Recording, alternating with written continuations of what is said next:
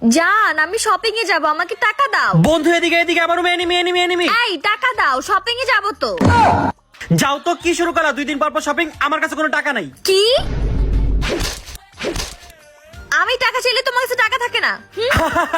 মোবাইলটা পেয়ে সারাদিন মোবাইলের মধ্যেই ঢুকে থাকে। দাঁড়া, মোবাইলটা এখনই নষ্ট করতেছি।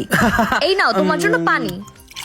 সরি সরি সরি, ভুল হয়ে গেছে, আমি দেখি নাই, সরি। It's okay. এত কিছু করলাম তা মোবাইলটা নষ্ট হলো না, কি করি? আইডিয়া।